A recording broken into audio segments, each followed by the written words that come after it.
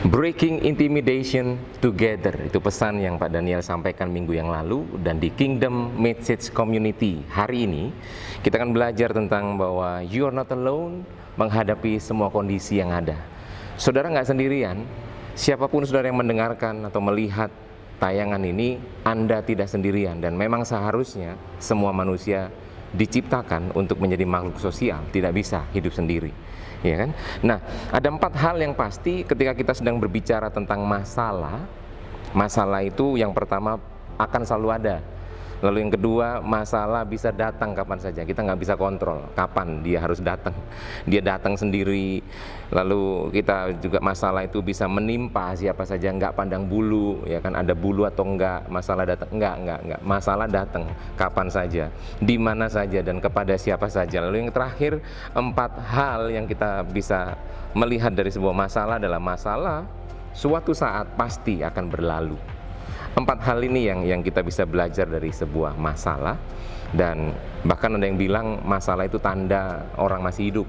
Artinya kalau kita masih hidup, artinya begini, kalau kita punya masalah dalam hidup kita, itu tandanya kita masih hidup. Makanya bersyukurlah dari setiap masalah yang ada. Setidaknya kita tahu bahwa ada kehidupan yang Tuhan sedang percayakan. Untuk apa? Kita selesaikan masalah itu.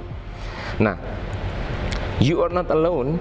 Waktu kita belajar dari Mazmur 23 ayat yang keempat berkata, sekalipun aku berjalan dalam lembah kekelaman. Ini Mazmur Daud yang sangat terkenal. Sekalipun aku berjalan dalam lembah kekelaman, aku tidak takut bahaya, sebab engkau besertaku. Gadamu dan tongkatmu itulah yang menghibur aku. Sekalipun berjalan dalam lembah kekelaman, ini masalah besar. Bahasa Inggrisnya valley of death, lembah kematian. Tapi kita nggak perlu takut karena Tuhan beserta dengan kita. Beberapa hal yang kita pelajari untuk kita menghancurkan intimidasi. Karena percayalah, Tuhan izinkan masalah itu terjadi bukan supaya masalah itu menghancurkan kita kalah dengan masalah, bahkan masalah begitu mengintimidasi dan menghancurkan hidup kita. Bukan itu tujuan sebuah masalah diizinkan terjadi, bukan itu. Tapi ada satu maksud yang terbaik, yang itu di luar pikiran kita, bahkan Tuhan sedang nyatakan dalam kehidupan kita. Sebab itu beberapa hal yang kita pelajari supaya kita bisa menghancurkan intimidasi. Yang pertama, jangan mudah percaya terhadap apa yang dikatakan orang. Ayat yang bagus dalam Amsal 14 ayat 15 berkata, orang yang tidak berpengalaman percaya kepada setiap perkataan, tetapi orang yang bijak memperhatikan langkahnya.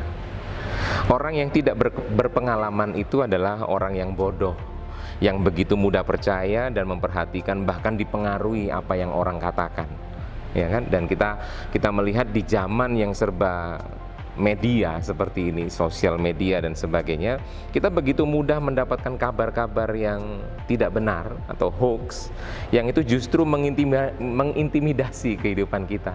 Kalau kita terus mengikuti itu, kita bisa hancur karenanya. Sebab itu berhenti, jangan mudah percaya terhadap apa yang dikatakan orang, terhadap kabar-kabar yang gak benar itu.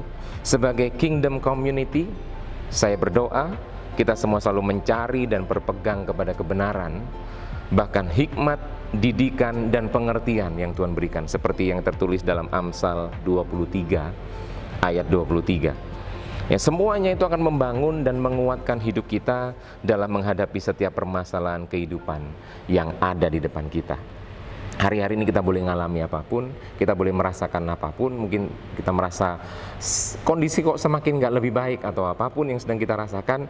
Tapi percayalah begini, ada hikmat yang Tuhan berikan senantiasa melalui setiap hal yang kita hadapi. Ada didikan yang Tuhan berikan senantiasa melalui setiap hal yang kita hadapi. Ada pengertian yang semuanya itu akan membuat hidup kita lebih terbangun lagi di dalam Tuhan. Dan itu maksud tujuan Tuhan mengizinkan masalah. Ingat minggu yang lalu, testimoni itu diawali dengan 4 huruf, yaitu tes. Ujian, tantangan itu mengawali sebuah kesaksian hidup. Dan saya percaya maksud dari semuanya ini, saudara, jangan mudah percaya dengan apa yang dikatakan orang, tapi percayalah bahwa Tuhan beserta kita, gada dan tongkatnya itu yang menjaga kita. You are not alone. Nggak cuma Tuhan yang beserta dengan kita. Bagian yang kedua kita belajar bahwa selalu ingat bahwa kita nggak pernah sendiri. bukan tentang penyertaan Tuhan saja ada dalam kita, tapi 1 Korintus 12 ayat 27 berkata, kamu semua adalah tubuh Kristus dan kamu masing-masing anggotanya. Artinya bahwa saudara, kita nggak sendirian, kita ini salah satu saja anggota tubuh Kristus dari banyak anggota yang lain, ya kan? Kita nggak bisa sendirian, kita butuh komunitas. Itu maksudnya you're not alone.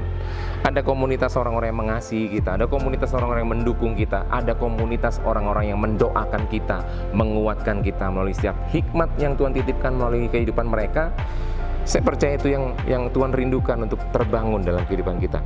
Selalu ingat bahwa kita nggak sendirian.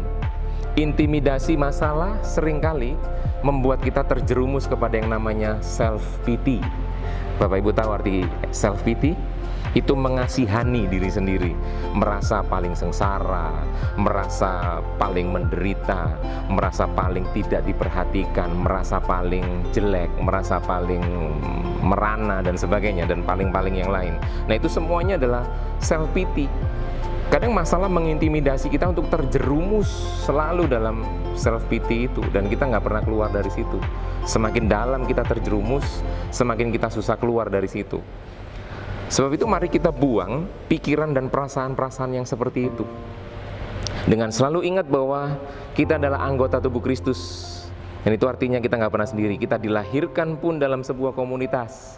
Kita diciptakan dalam sebuah komunitas, yaitu kekitaan Allah, Bapa, Anak, dan Roh Kudus. Kita diciptakan dalam kekitaannya mereka, ya kan? Sebab itu hidup kita nggak bisa sendirian. Kita butuh komunitas. Bapak Ibu yang sudah ada dalam komunitas, izinkan hidupmu terus dibangun di dalam komunitas yang benar dan yang sehat.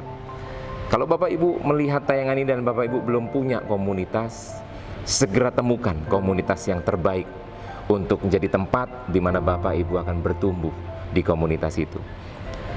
Temukan komunitas yang tepat yang membuat kita bertumbuh dalam kehidupan saling antara satu dengan yang lain. Saling menasehati, saling menguatkan, saling mendoakan, saling memberkati. Ada dalam kehidupan komunitas yang sehat. Amin. Yang ketiga, kita belajar bahwa supaya intimidasi itu kita bisa hancurkan, kita punya keyakinan yang besar bahwa jalan keluar itu pasti ada dalam setiap masalah. Tidak ada satupun masalah yang tidak punya jalan keluar. Semuanya pasti ada. Markus 9 ayat 23 berkata begini, jawab Yesus, katamu jika engkau dapat, tidak ada yang mustahil bagi orang percaya. Kalau ada statement yang berkata tidak ada yang mustahil bagi Allah, tidak ada yang mustahil bagi Tuhan, itu statement yang biasa, statement yang wajar. Karena memang dia Tuhan, dia maha kuasa, dia maha segalanya, ya kan? Gak ada yang mustahil buat Tuhan itu, ya memang dia Tuhan. Tapi kalau ada kalimat yang dikatakan oleh Yesus sendiri dalam Markus 9 ayat 23 bahwa tidak ada yang mustahil bagi orang percaya, saudara, ini baru luar biasa. Kenapa nggak ada yang mustahil bagi orang percaya?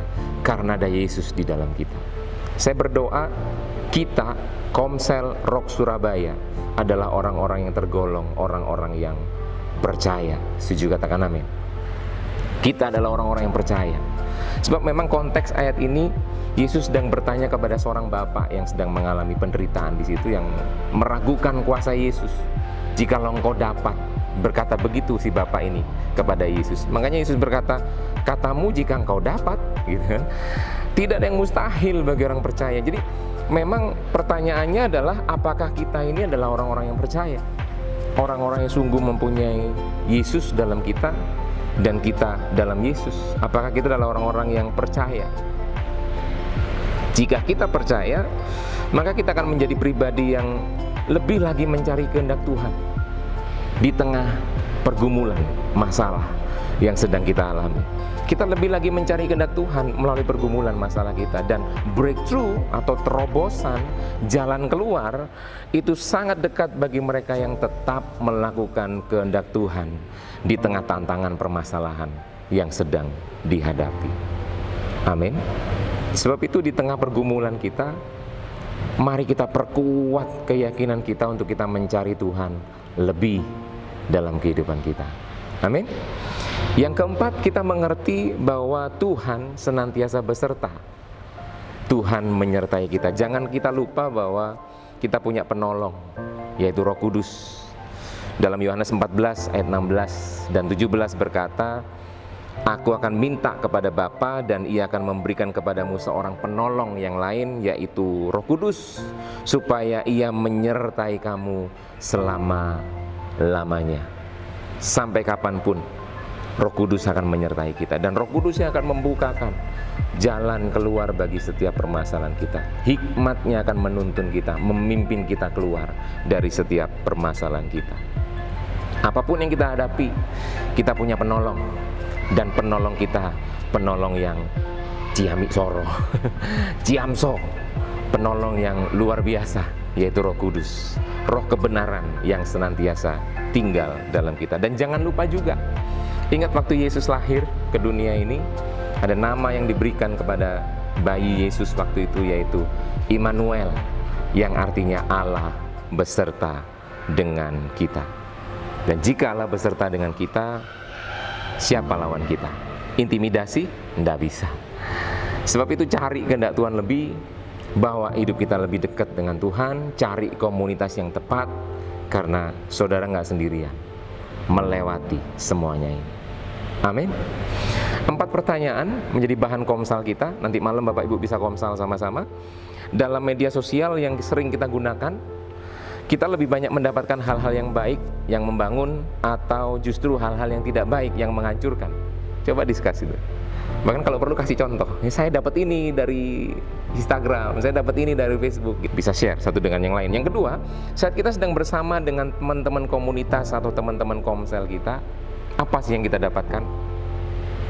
Satu dengan yang lain, bisa diskusi.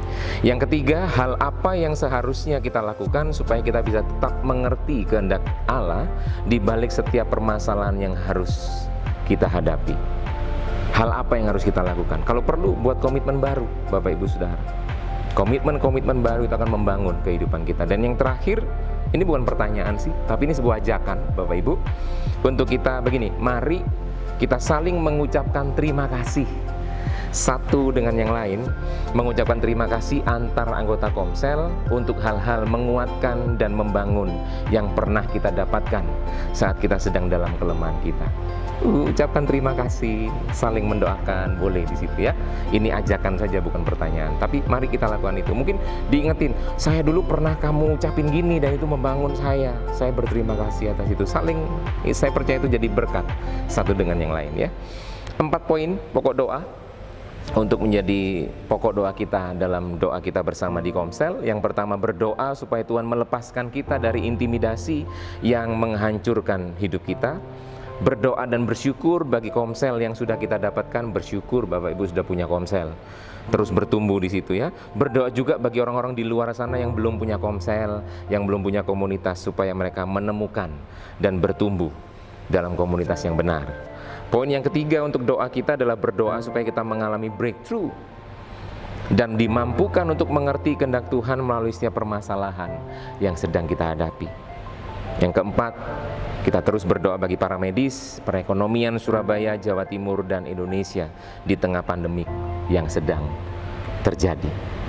Kita tutup dalam doa. Tuhan, terima kasih buat komunitas yang Kau berikan.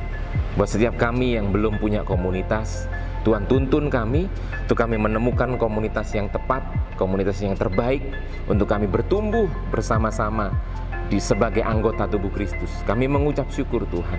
Berkati setiap kami, untuk kami terus Tuhan melewati waktu-waktu hari-hari yang berat ini selalu di dalam tuntunan kehendak-Mu, selalu di dalam tuntunan Roh Kudus-Mu, karena kami percaya di dalam Engkau selalu ada jalan keluar Tuhan. Kami tolak segala intimidasi dan kami berdoa untuk firman Tuhan yang selalu membangun dan menguatkan kami. Terima kasih Tuhan, berkat-Mu buat setiap kami, komsel-komsel Surabaya yang ada Tuhan, Kau berkati, supaya sekalipun terbatas dengan online, keterbatasan ini bukan menjadi halangan untuk terus bertumbuh, tapi menjadi media yang baru untuk pertumbuhan terus terjadi di dalam kehidupan kami. Terima kasih, berkat-Mu buat setiap kami, di dalam nama Yesus kami berdoa, kami bersyukur. Amin. Saudara, you're not alone. Tuhan berkati.